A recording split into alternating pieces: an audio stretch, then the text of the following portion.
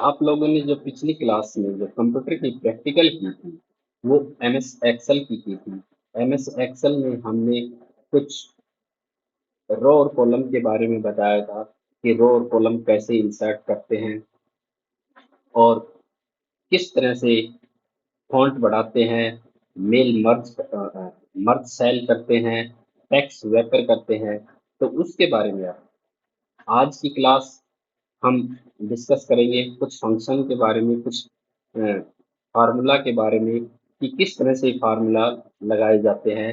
तो आज की क्लास की प्रैक्टिकल करके बताएंगे कि फार्मूला और डाटा किस तरह से अरेंज किया जाता है। तो शुरू करते हैं आज की क्लास। सबसे पहले हमने ये कुछ डाटा इसमें एंटर कर रखे हैं कि आपका टाइम न खराब हो और हम आपको पूरी प्रैक्टिकल कम समय में ज़्यादा प्रैक्टिकल करवा सकें।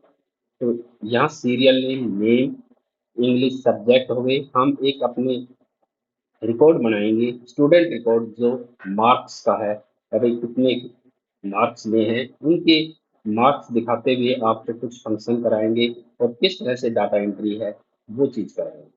अब हमने सीरियल नेम, इनको टेबल हेडिंग बोलते हैं। जो table serial name, subject English, Hindi, math और जो भी है इनको हम टेबल हेडिंग बोलते हैं। और जो नीचे लिख रखे हैं राम, मोहन, श्याम, सोहन, राजेश, ये डाटा एंट्री है कि टेबल की डाटा एंट्री इस तरह से। तो हम आज की स्टार्ट जो क्लास है वो शुरू करते हैं। अब जैसे मैंने इसमें सब्जेक्ट लिख रखा है, सब्जेक्ट, तो सब्जेक्ट के अंदर दो चीजें आती हैं, एक थ्योरी मार्क्स आते हैं और एक प्रैक्टिकल मार्क्स आते हैं। तो उनके लिए हमें दो कॉलम चाहिए, हर एक सब्जेक्ट के दो कॉलम चाहिए। तो वो हम किस तरह से करते हैं वो बताते हैं। जैसे इंग्लिश के लिए हमें दो कॉलम चाहिए, तो यहाँ ये कॉलम सी एक कॉलम है, बी एक कॉलम है, ई एक कॉलम है। इनको हम कॉलम बोलते हैं और इनको हम रो बोलते हैं। ये पिछली क्लास में भी बताया था। और जो एक है ये, इसको हम सेल बोलते हैं। और सेल, कॉलम और रो को मिलाकर एक सेल बनती है। और सेल की एक आईडी होती है, हर सेल की एक आईडी होगी, हर सेल का एक नाम होगा। इस सेल का नाम है C2। सी कॉलम हो गया और टू रो, तो C2 इसका हो गया D2। यहाँ हो गया D5। देखो यहाँ पे अपने आप नाम शो करेगा। इसका नाम अपनी तरफ से भी लिख सकते हैं, वो आगे चल के बताएंगे कि किस तरह से अपना अकॉर्डिंग सेल का नाम रख सकते हो, उसका क्रिएट कर सकते हो। फिलहाल हम बाय डिफॉल्ट इसको नाम से चलेंगे। तो यहाँ हमें कॉलम इंसर्ट करना है, तो राइट क्लिक कीजिए, यहाँ करोगे या यहाँ करोगे, कहीं भी राइट क्लिक कीजिए और इंसर्ट, इंसर्ट पे क्लिक करने के बाद कॉलम लेना है, रो लेना है। तो इस पे रेडियो बटन पे, ये चार प्रकार के रेडियो बटन हैं, इनको रेडियो बटन बोलते हैं।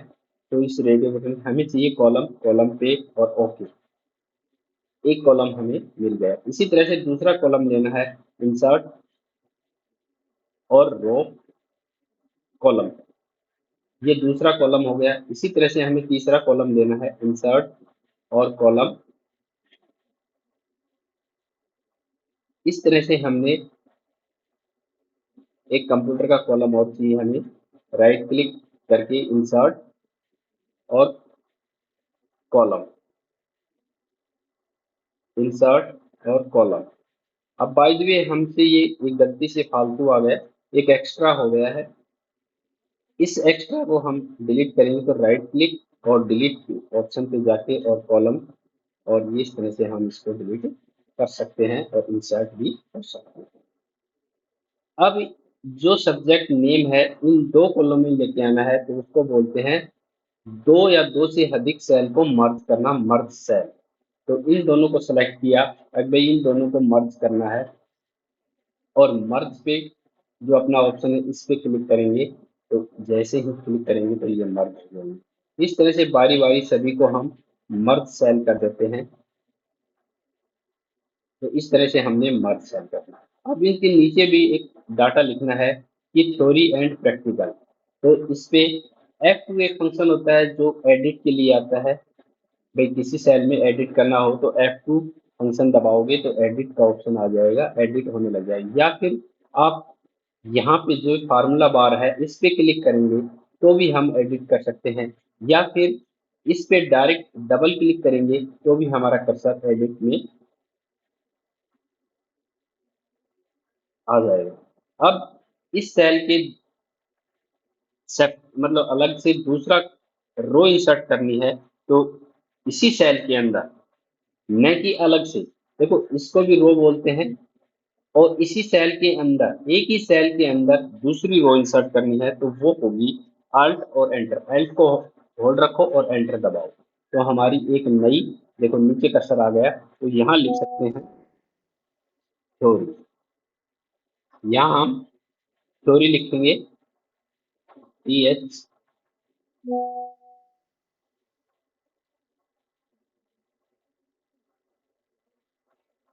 TH लिखेंगे, थ्योरी लिखेंगे यहाँ पे,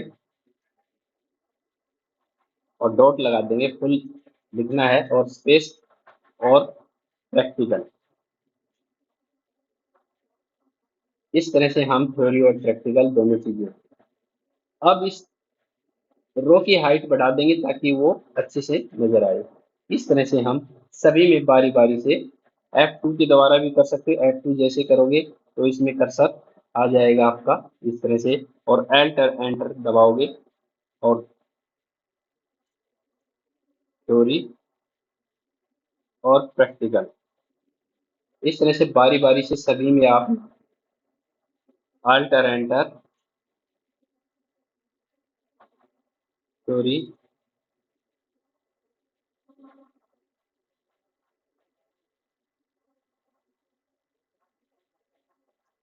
प्रैक्टिकल हमने लिख दिया।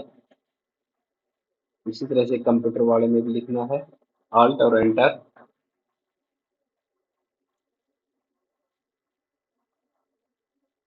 प्रैक्टिकल। इस तरह से हम इन सभी में बारी बारी से लिख देंगे, और इस तरह से हम इसमें मार्क्स भी डाल देंगे।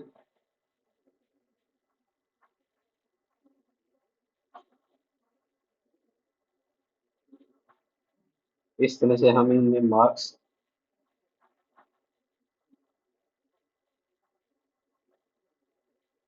एंटर करते आ जाएंगे।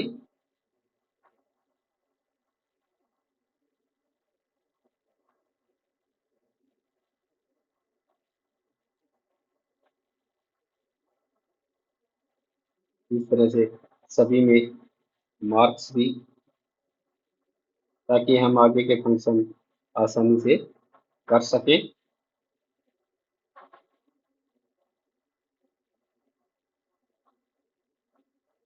अब हम इनको कॉपी करके पेस्ट कर सकते हैं सभी को, ताकि अपना इस तरह से कंट्रोल C के साथ कॉपी हो जाता है, और कंट्रोल V के साथ पेस्ट, और जहाँ पे पेस्ट करना है इस तरह से अपना रिकॉर्ड हम कॉपी पेस्ट हमने कर दिया। उसके बाद हम इनका कलर भी चेंज कर सकते हैं, कलर चेंज करना ही बताएंगे। फिर उनके बाद आता है हमें इनका टोटल नंबर, यहाँ पे टोटल नंबर आए अगर इनका जोड़ है, यानी कि सम फार्मूला, जोड़ के लिए सम फार्मूला होता है। कोई भी फार्मूला स्टार्ट होगा वो इक्वल से स्टार्ट होगा, इक्वल और सम, सम और ब्रैकेट स्टार, ये फार्मूले की लिस्ट है अपने पास। जो जो फार्मूले हैं इसमें, यहाँ से इनकी एक फार्मूला लाइब्रेरी होती है जो एक्सेल की, उसमें सारे फार्मूले आपको हैं, और ब्रैकेट स्टार्ट। अब हमें नंबर भी डाल सकते हैं यहाँ पे, लेकिन हमें नंबर भी डाल डाल सकते हैं।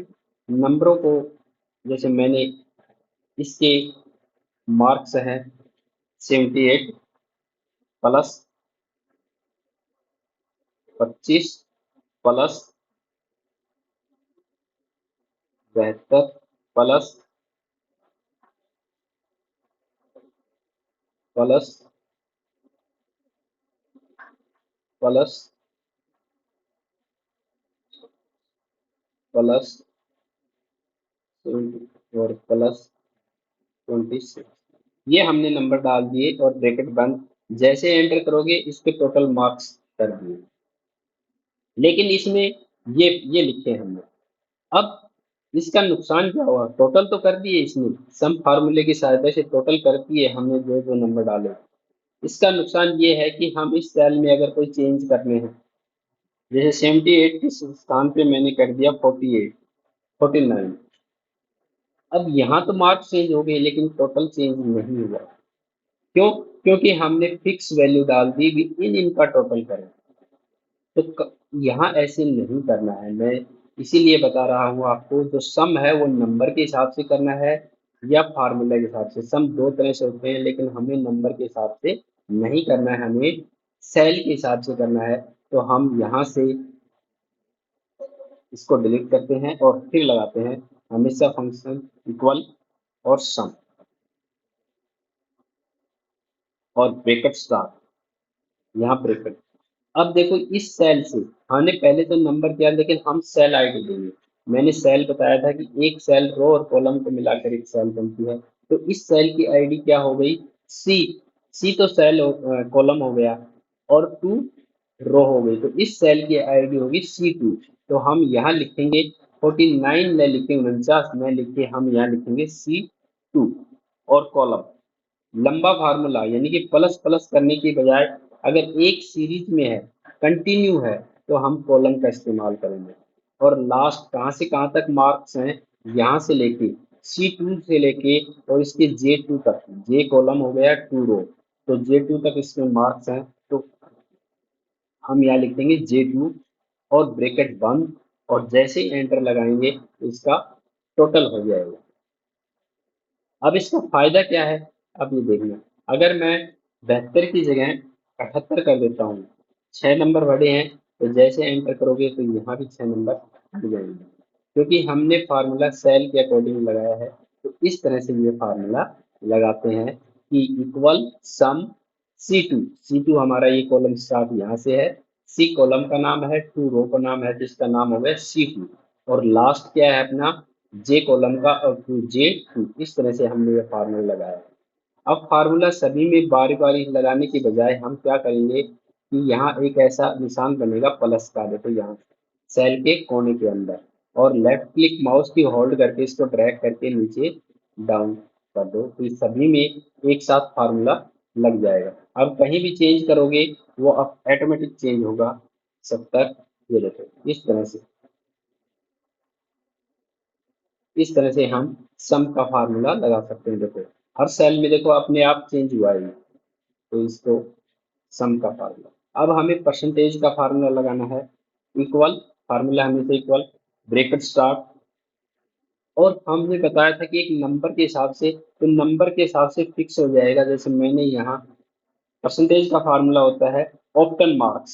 ऑप्टन मार्क्स कितने किए हैं इसमें, 335 मल्टीप्लाई 100 100 से, और divide by total marks. Total marks कितने हो गए, 100 200 300 400 का, तो 400 ब्रेकेट।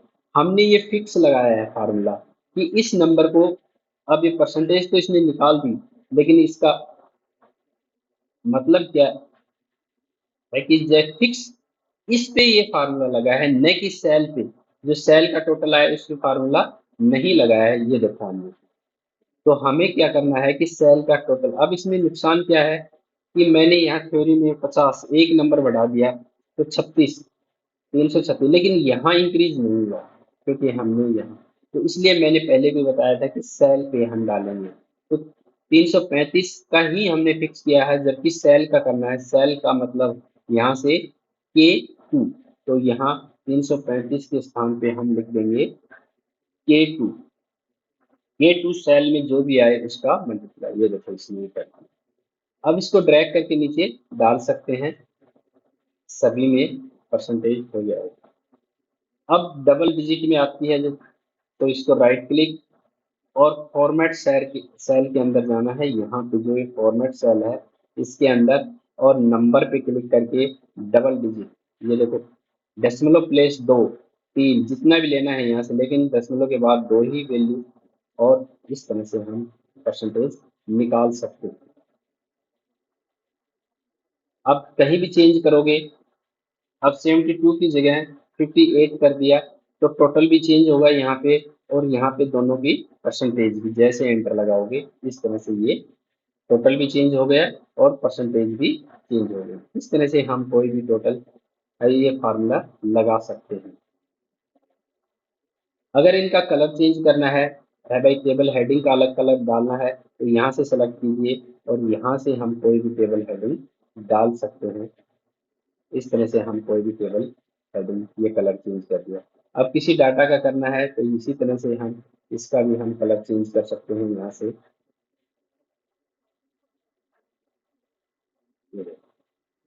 अब ये हमें यह सीरियल नंबर एक, अगला कौन सा दो, यानी कि इसको स्टेप बताना है कि एक एक स्टेप बढ़े, और इन दोनों को सिलेक्ट करें और यहाँ पे एक प्लस का निशान और माउस को होल्ड करके इसको जैसे जितना भी खींचोगे नीचे उतने ही सीरीज अपनी होती चली जाएगी।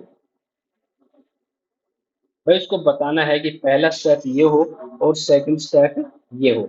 मान लो आपने दो और अगला चार है, तो इसको बता दिया कि दो का स्टेप होना चाहिए, तो इसको सेलेक्ट कीजिए एक और चार को, और इसी तरह से आगे खींचते चले गए तो ये डाउन।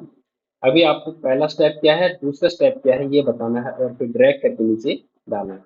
इसी तरह से मान लो एक और अगला तीन स्टेप हो, तो इन दोनों को इस तरह से सेलेक्ट कीजिए और माउस को ड्रैग करके इस तरह से हम कोई भी सीरियल डाल सकते हैं, ऑटोमेटिक डल जाएगा।